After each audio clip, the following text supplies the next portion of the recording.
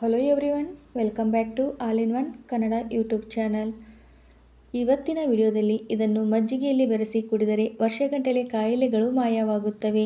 ಮಧುಮೇಹಿಗಳಿಗೆ ಇದು ಔಷಧಿ. ಮಜ್ಜಿಗೆ ಮಧುಮೇಹಿ ರೋಗಿಗಳಿಗೆ ತುಂಬ ಪ್ರಯೋಜನಕಾರಿ ಮಾತ್ರವಲ್ಲದೆ ಔಷಧಿಯಾಗಿಯೂ ಕಾರ್ಯನಿರ್ವಹಿಸುತ್ತದೆ. ಮಜ್ಜಿಗೆ ದೇಹಕ್ಕೆ ಕ್ಯಾಲ್ಸಿಯಂ, ಮ್ಯಾಗ್ನೀಷಿಯಂ ಮತ್ತು ರಂಜಕದಂತಹ ಅನೇಕ ಪೋಷಕಾಂಶಗಳನ್ನು ಒದಗಿಸುತ್ತದೆ. ಮಧುಮೇಹಿ ರೋಗಿಗಳು ತಮ್ಮ ಆಹಾರದ ಬಗ್ಗೆ ವಿಶೇಷ ಗಮನ ಹರಿಸಬೇಕು. ರಕ್ತದಲ್ಲಿನ ಸಕ್ಕರೆ ಮಟ್ಟ ಹೆಚ್ಚಾದ ಕಾರಣ ಹೆಚ್ಚಿನ ರೋಗಗಳಿಗೆ ತುತ್ತಾಗುವ ಅಪಾಯವಿರುತ್ತದೆ. ಹಳ್ಳಿಗಳಲ್ಲಿ ಅನೇಕ ಜನರು ಮಜ್ಜಿಗೆಯನ್ನು ಹೆಚ್ಚಾಗಿ ಸೇವಿಸುತ್ತಾರೆ.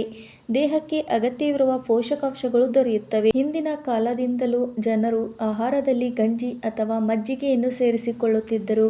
ಗಂಜಿ ಅಥವಾ ಮಜ್ಜಿಗೆ ಸೇವಿಸುವುದರಿಂದ ದೇಹಕ್ಕೆ ಅಗತ್ಯವಿರುವ ಪೋಷಕಾಂಶಗಳು ದೊರೆಯುತ್ತವೆ ಎಂಬ ನಂಬಲಾಗಿದೆ. ಆದರೆ ಈಗ ನಮ್ಮಲ್ಲಿ ಜ್ಯೂಸನ್ನು ಕುಡಿಯುತ್ತಾರೆ. ಮಜ್ಜಿಗೆ ಒಂದು ಕಾಲದಲ್ಲಿ ಬಹಳ ಪ್ರಸಿದ್ಧವಾಗಿತ್ತು. ಈಗಲೂ ಸಹ ಹಳ್ಳಿಯಲ್ಲಿ ಅನೇಕ ಜನರು ಮಜ್ಜಿಗೆಯನ್ನೇ ಹೆಚ್ಚಾಗಿ ಸೇವಿಸುತ್ತಾರೆ. ಮಜ್ಜಿಗೆಯಲ್ಲಿ ಈ ಒಂದು ವಸ್ತುವನ್ನು ಬೆರೆಸುವುದರಿಂದ ವಿವಿಧ ಪ್ರಯೋಜನಗಳನ್ನು ಪಡೆಯಬಹುದು. 1 ಲೋಟ ಮಜ್ಜಿಗೆಗೆ 10 ರಿಂದ 15 ಕರಿಬೇವು ಎಲೆಗಳನ್ನು ಸೇರಿಸಿ ಅದಕ್ಕೆ ಸ್ವಲ್ಪ ಜೀರಿಗೆ, ಉಪ್ಪು ಮತ್ತು ಓಂ ಕಾಳುಗಳನ್ನು ಹಾಕಿ ಮುಚ್ಚಿ ಸುಮಾರು 1 ಗಂಟೆ ಹಾಗೆ ಬಿಡಿ. ನಂತರ ಆ ಮಜ್ಜಿಗೆಯನ್ನು ಕುಡಿಯಿರಿ. ಕರಿಬೇವು ನಿಮ್ಮ ರಕ್ತದಲ್ಲಿನ ಸಕ್ಕರೆಯ ಮಟ್ಟವನ್ನು ಕಡಿಮೆ ಮಾಡುತ್ತದೆ.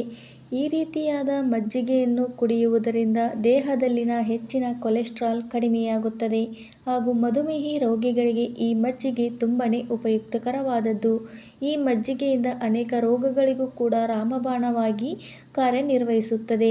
ವೀಕ್ಷಕರೇ, ಪ್ರತಿದಿನ 1 ಗ್ಲಾಸ್ ಮಜ್ಜಿಗೆಯನ್ನು ಕುಡಿಯುವುದರಿಂದ ನಮ್ಮ ದೇಹಕ್ಕೆ ಬೇಕಾಗಿರುವ ಎಲ್ಲ ಪೋಷಕಾಂಶಗಳು ಕೂಡ ದೊರೆಯುತ್ತವೆ ಹಾಗೂ ಅನೇಕ ರೋಗಗಳಿಂದ ಮುಕ್ತಿಯನ್ನು ಪಡೆಯಬಹುದು.